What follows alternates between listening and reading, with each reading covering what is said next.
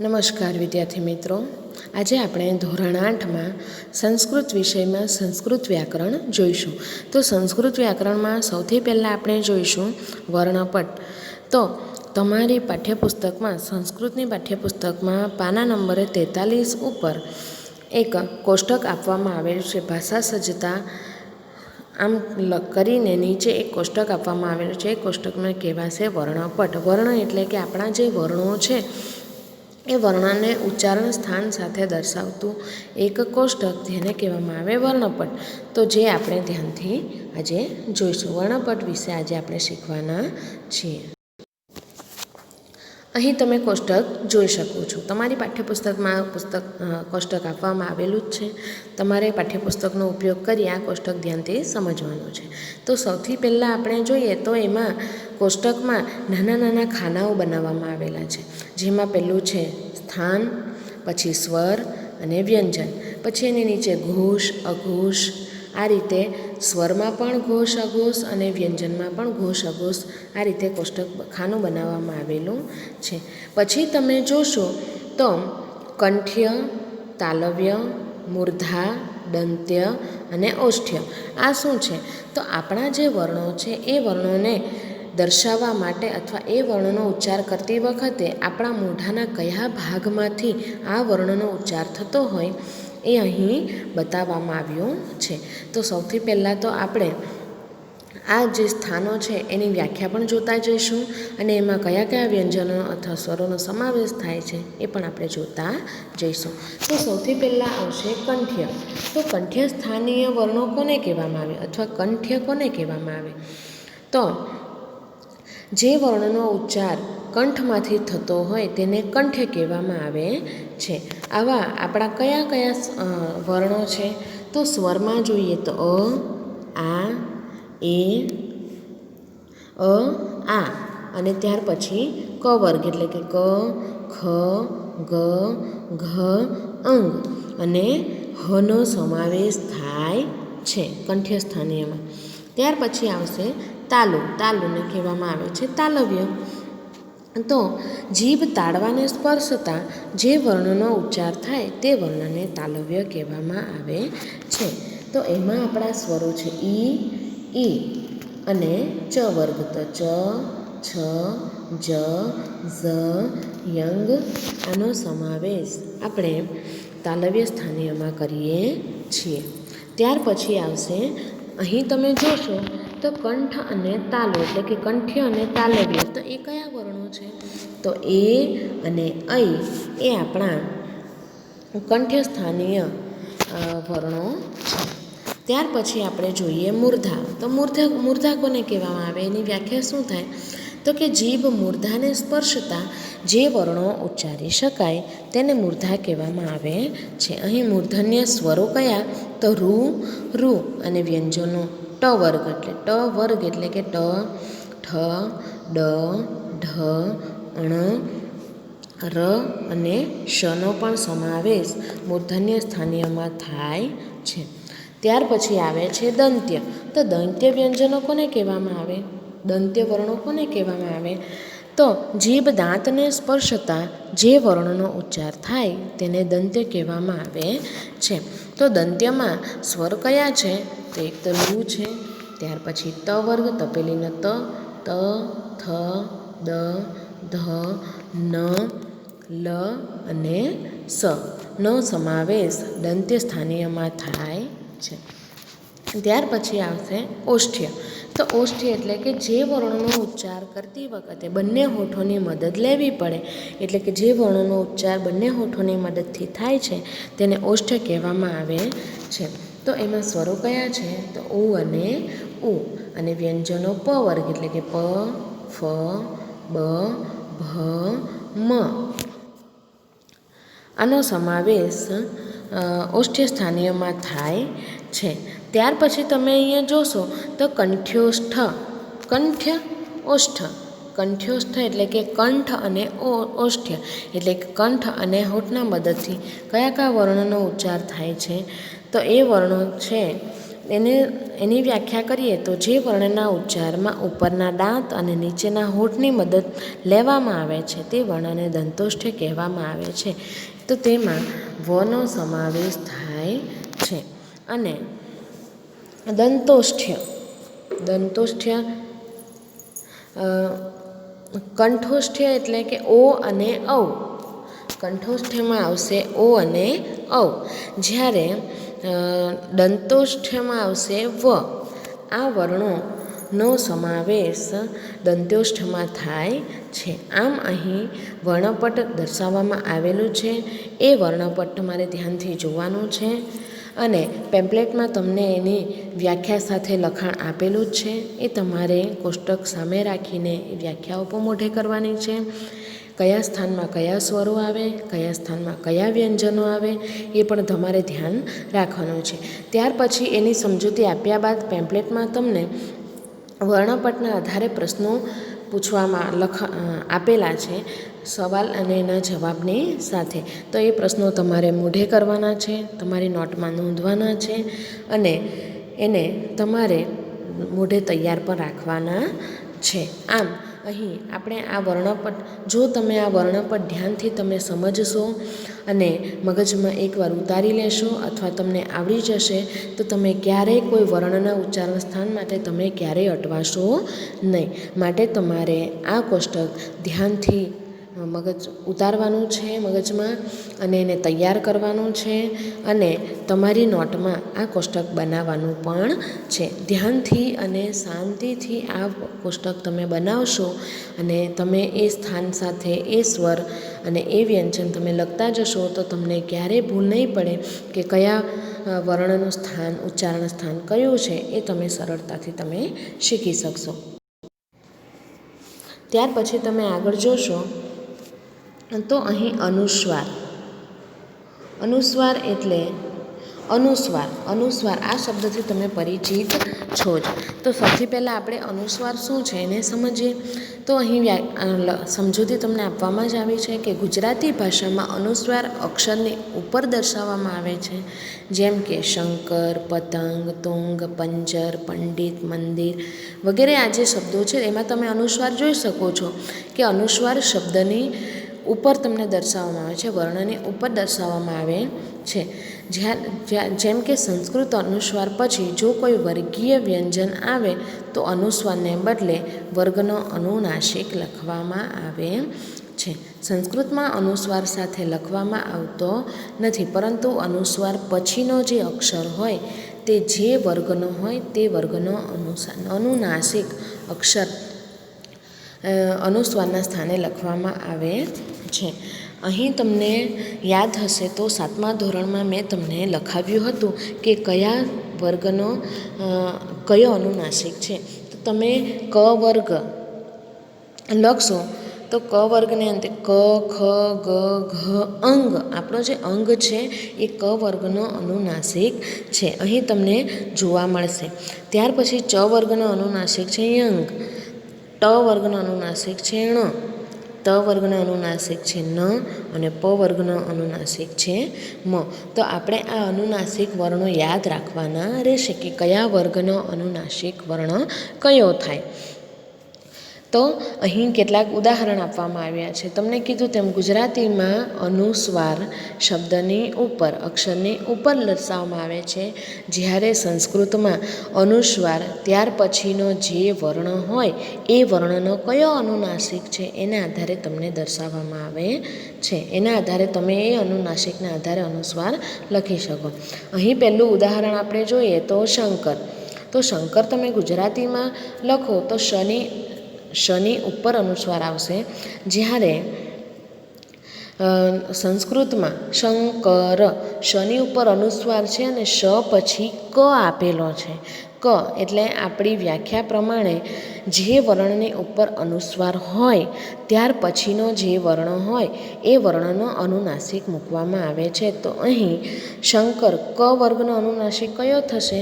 તો ક વર્ગનો અનુનાસિક થશે યંગ.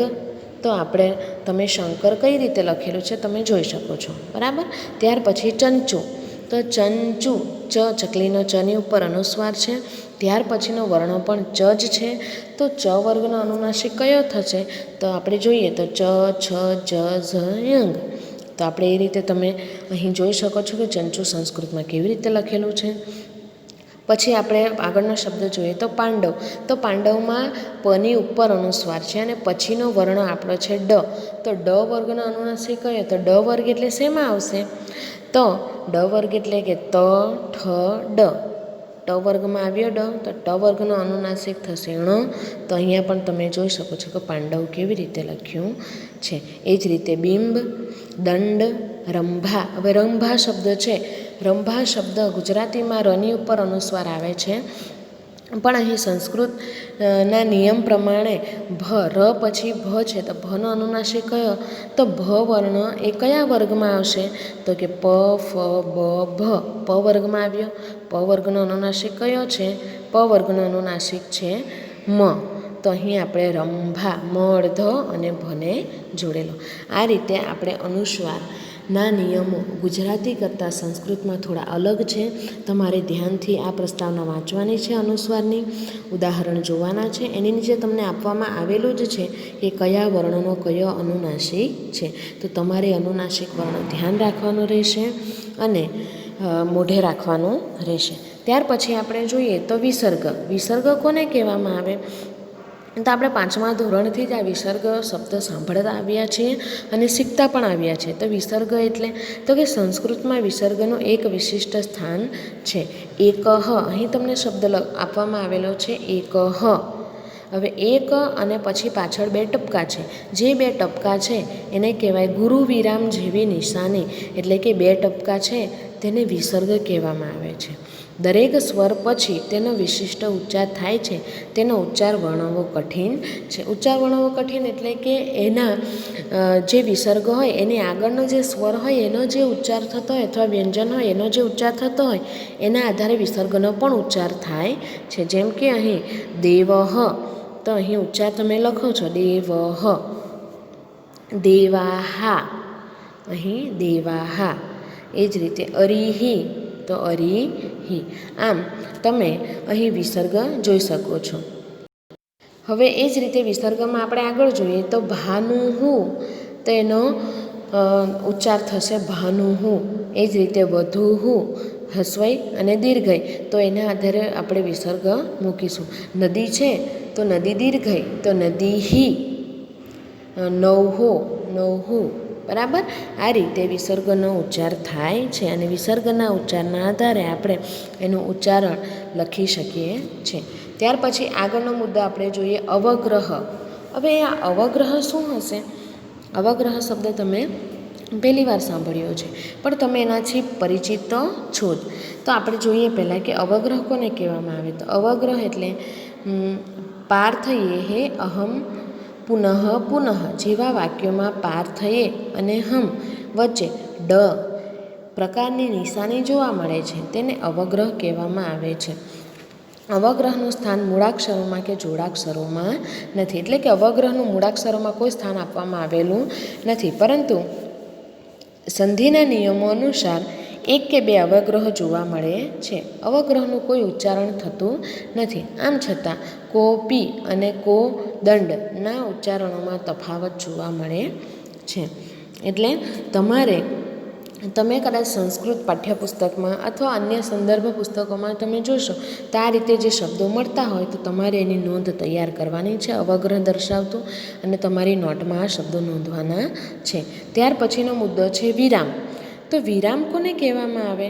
તો પ્રાચીન સંસ્કૃતમાં વિરામ ચિહ્ન તરીકે દંડ જોવા મળે છે.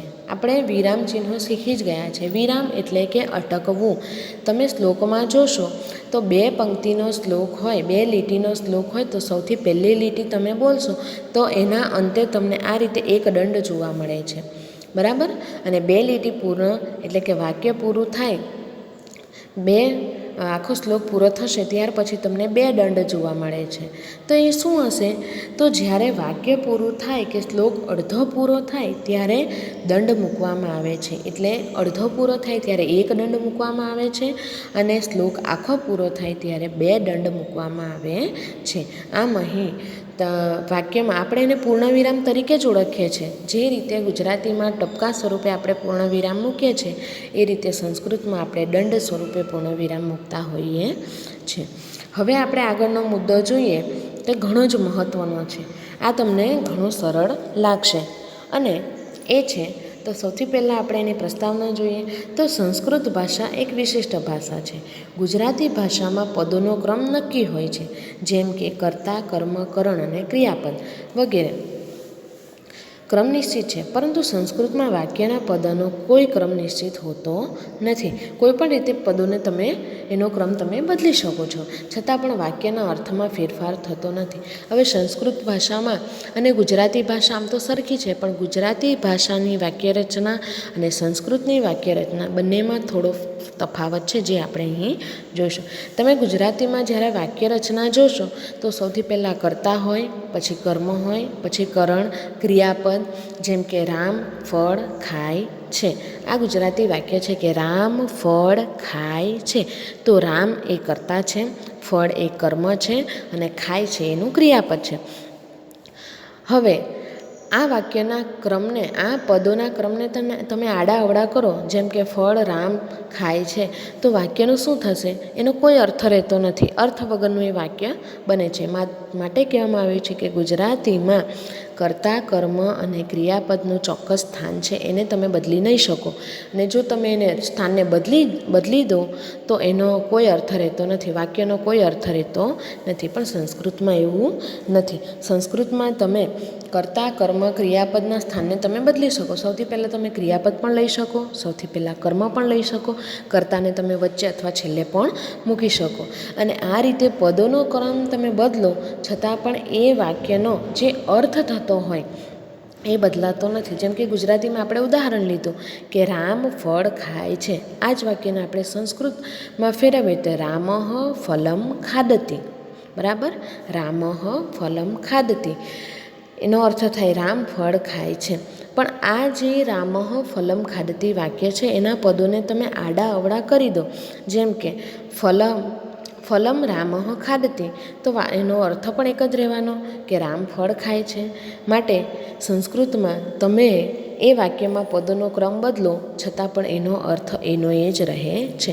અહીં કેટલાક ઉદાહરણો દ્વારા તમને વાક્ય સમજાવવામાં આવ્યું છે. તમારે ધ્યાનથી એને સમજવાનું છે અને તમારી નોટમાં લખવાનું છે. તો સૌથી પહેલું ઉદાહરણ જોઈએ તો નગરે તીર્થાની સંતિ. નગરે તીર્થાની સંતિ. નગરે કેટલામી વિભક્તિ થશે? માં અંદર ઉપર, એટલે 7મી વિભક્તિ સ્થળ દર્શાવે. નગરમાં તીર્થો છે. નગરમાં તીર્થો છે. હવે નીચે બીજા 3 વાક્ય આપેલા છે એ તમે ધ્યાનથી જુઓ. તો પહેલું વાક્ય છે સંતિ નગરે તીર્થાની. સંતિ નગરે તીર્થાની, તો એનું પણ ગુજરાતી અનુવાદ કરો તો નગરમાં તીર્થો છે, એ જ થવાનું. ત્યાર પછીનો ફરીથી ક્રમ બદલી નાખ્યો તો તીર્થાની સંતિ નગરે, એનું પણ એ જ વાક્ય થવાનું, એનો પણ એ જ અર્થ થવાનો કે નગરમાં તીર્થો છે. અને છેલ્લું વાક્ય નગરે સંતિ તીર્થાની, તો એનું પણ તમે એ જ વાક્ય બનશે. એનું પણ વાક્ય રચના પદોમાં ભલે તમે આડા અવડા પદો તમે કરો પણ એના અર્થમાં કોઈ ફેરફાર થાય નહીં. એનો અર્થ અહીં એક જ થશે કે નગરમાં તીર્થો છે. ત્યાર પછી આપણે બીજું ઉદાહરણ જોઈએ તો ભક્ત મંદિરમ ગચ્છતિ. ભક્ત મંદિરે જાય છે. ભક્ત મંદિરે જાય છે. તો અહીં આ વાક્યમાં પણ તમે કર્તા, કર્મ અને ક્રિયાપદ ત્રણેયના ક્રમ તમે બદલી નાખશો છતાં પણ એ વાક્યનો અર્થ એકનો એક જ રહેવાનો અને એ છે ભક્ત મંદિરે જાય છે. તો અહીં તમે જોયું કે ગુજરાતીમાં કર્તા, કર્મ, ક્રિયાપદનું સ્થાન ચોક્કસ છે, એનું સ્થાન તમે બદલી નહીં શકો અને જો તમે બદલો તો એના અર્થમાં ફેરફાર થાય છે. જ્યારે સંસ્કૃતમાં એવું નથી. સંસ્કૃતમાં તમે કર્તા, કર્મ, ક્રિયાપદને બદલી નાખો, એનું સ્થાન બદલી નાખો છતાં પણ એનો અર્થ એનો એ જ રહે છે. તો આ વાત તમારે ધ્યાનમાં રાખવાની છે. આવા તમારે બીજા સાદા વાક્યો શોધવાના છે. આ રીતે તમારે ફેરફાર કરવાના છે તેમાં અને નવા વાક્યો બનાવવાના છે અને ધ્યાનથી આ વિષય વસ્તુને સમજવાનું છે. આપણે વ્યાકરણમાં આજે અનુસ્વાર, વિસર્ગ, અવગ્રહ, વિરામચિહ્ન અને આ જે કર્તા કર્મ ક્રિયાપદનો જે ક્રમ છે એ આજે આપણે શીખ્યા. એ તમને પેમ્પલેટમાં એની વિગત માહિતી આપવામાં આવેલી છે. એ તમારે ધ્યાનથી વાંચવાની છે, તમારી નોટમાં એને નોંધવાની છે. ત્યાર પછી એનું સ્વાધ્યાય આપવામાં આવેલું છે. એ સ્વાધ્યાય તમારે લખવાનું રહેશે અને આ વ્યાકરણની નોટ તમારે જાતે બનાવવાની છે, અલગ નોટ, અને એ વ્યાકરણની નોટ તમારે સાચવીને રાખવાની છે. બાકી બધી વધારાની વિગતો તમને પેમ્પલેટમાં આપવામાં આવી જ છે.